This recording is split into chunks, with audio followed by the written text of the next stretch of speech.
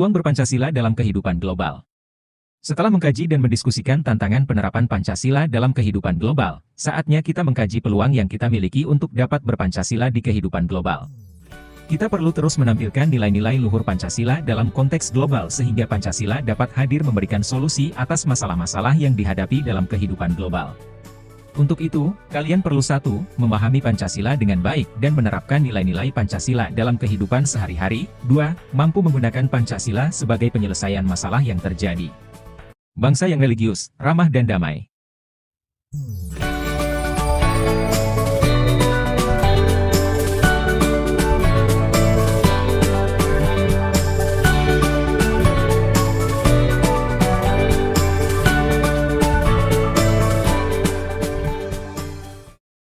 Kita patut berbangga menjadi bangsa Indonesia.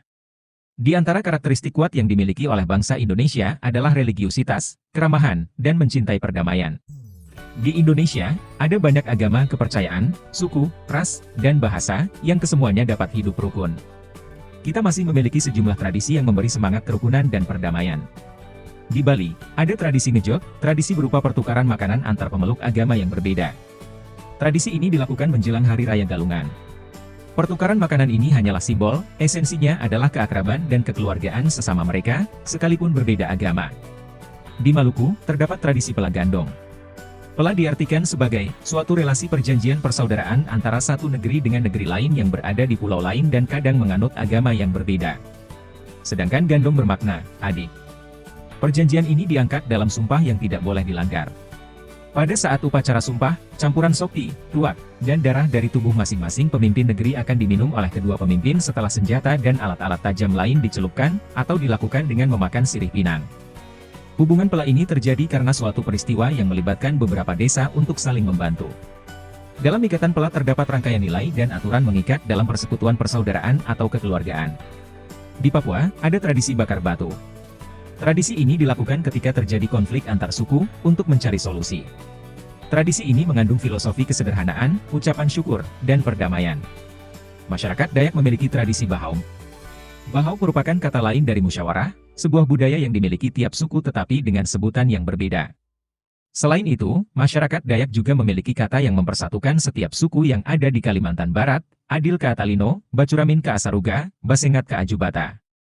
Artinya dalam hidup ini kita harus bersikap adil, jujur, dan tidak diskriminatif terhadap sesama manusia, dengan mengedepankan perbuatan-perbuatan baik seperti di surga berdasarkan ketuhanan yang Maha Esa.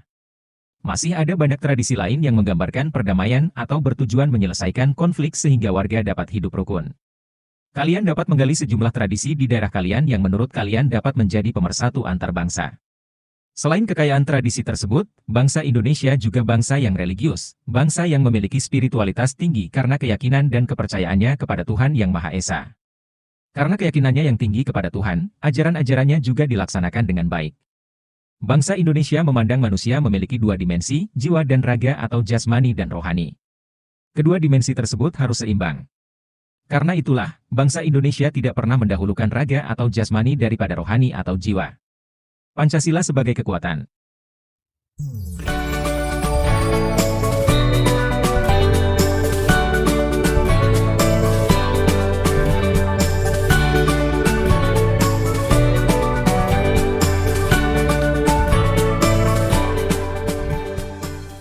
Jika kita mengkaji nilai-nilai Pancasila secara mendalam, kita akan tahu bahwa nilai-nilai yang terkandung di dalamnya akan menjadi modal penting dalam kehidupan global ini. Dengan nilai ketuhanan, bangsa Indonesia tidak terjebak pada ideologi materialisme yang menempatkan materi di atas segala-galanya. Nilai-nilai agama yang dipegang teguh bangsa Indonesia menjadikan ia memiliki akhlak yang mulia, baik akhlak kepada sesama, kepada alam semesta, maupun akhlak sebagai warga negara. Dengan sila kedua, bangsa Indonesia memahami dan menghargai setiap orang, sehingga ini menjadi modal penting untuk melawan segala bentuk yang tidak memanusiakan manusia, seperti melakukan diskriminasi, perundungan, bullying, stereotip, dan kekerasan.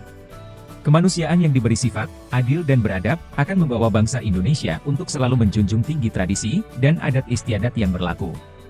Dengan sila ketiga, bangsa Indonesia memiliki semangat nasionalisme yang tinggi. Sekalipun berbeda suku, etnis, bahasa, dan agama, bangsa Indonesia tetap dapat merajut persatuan demi kemajuan negara Indonesia.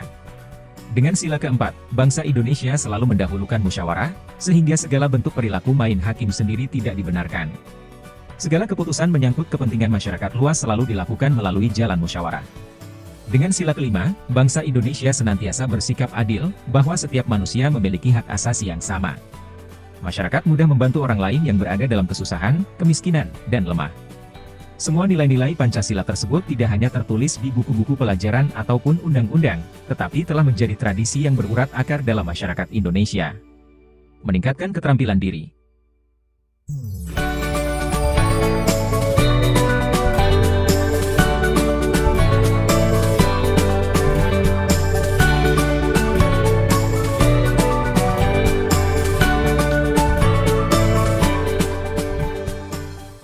Untuk meningkatkan peluang menerapkan Pancasila dalam kehidupan global, kalian perlu membekali diri dengan berbagai keterampilan penting yang dibutuhkan pada abad ini, seperti kolaborasi, komunikasi, literasi, dan lain sebagainya. Kolaborasi sangat dibutuhkan, karena ada banyak hal yang tidak bisa diselesaikan sendiri-sendiri. Kehadiran sejumlah startup di Indonesia, misalnya, pada umumnya dilakukan secara kolaboratif, dengan melibatkan banyak orang untuk sama-sama berkontribusi demi mencapai tujuan bersama. Komunikasi juga memiliki peran yang sangat penting. Komunikasi di sini bukan hanya sekedar menguasai bahasa asing, tetapi juga mengerti tradisi tempat bahasa itu berkembang. Karena bahasa adalah salah wujud dari kebudayaan. Dengan kemampuan komunikasi, kalian dapat menyampaikan pesan dengan baik. Dengan kemampuan komunikasi yang baik, kalian juga dapat terhindar dari salah paham dengan orang lain yang dapat menyebabkan perselisihan. Semua yang didapat di bangku sekolah adalah modal awal yang perlu dikembangkan lebih lanjut. Jangan berpuas diri dengan capaian di sekolah. Ada banyak orang sukses yang saat di bangku sekolah tidak termasuk orang yang mendapatkan ranking kelas.